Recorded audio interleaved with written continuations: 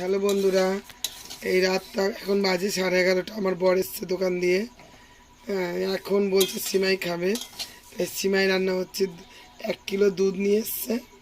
দুধ আর চিনি আর সিমাই একসঙ্গে এখন বানাবো। আগে সিমাইটা ভেজে নিচ্ছি। সিমাই ভেজে নামিয়ে নিয়ে তারপর দুধটা দেবো। দুধটা ফুটাবো। দুধটা ফুটিয়ে তারপর সিমাইটা দিয়ে হালকা একটু নাড়াচাড়া করে ঢাকা দিলেই হয়ে যাবে সিমাই।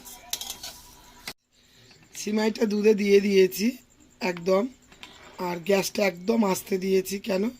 নইলে সিমাইটা একদম পুরো গলে যাবে। এই যে দুধটা আছে, যা সিমাই দিয়েছি পুরো একদম সুন্দরভাবে সিমাইটা কাঁচাও থাকবে না এবং সব পুরো গোটা গোটা থাকবে, একটুও মিশবে না, দুধও কমে যাবে। এরকমই টকবক করে ফুটিয়ে আমি গ্যাসটা বন্ধ করে দেবো। ভাজা হয়ে গেছে, নামিয়ে নিয়েছি। এবার দুধ দিচ্ছি। 1 কিলো দুধ, 2টো প্যাকেট।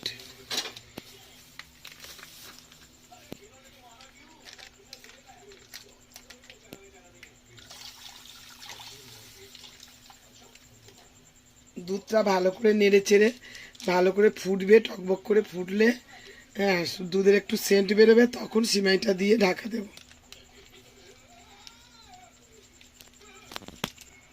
এই যে 2-3টে এলাচ চিড়ে দিয়ে দেবো দুধের মধ্যে, তাতে হেভি সুন্দর একটা টেস্ট আসবে।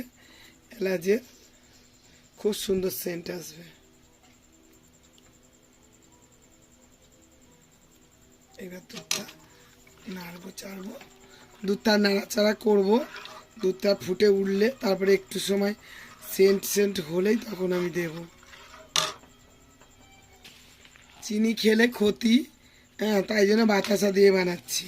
চিনিতে তো ডাক্তার বারবার করে বলছে চিনি খেও না, চিনির বদলে অন্য কিছু।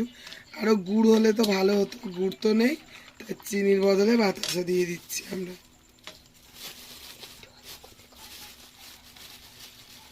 বাতাসাও ক্ষতি অল্প, চিনিটাই বেশি ক্ষতি সাদা করার জন্য।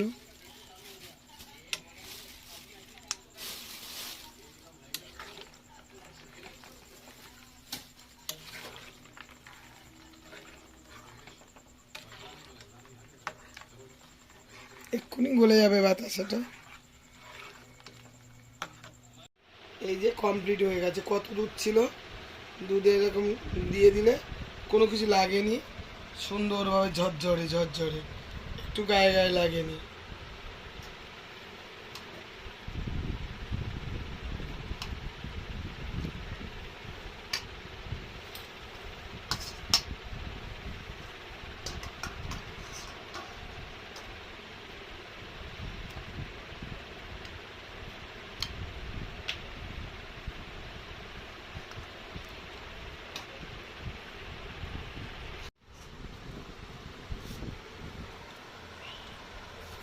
কেমন হয়েছে?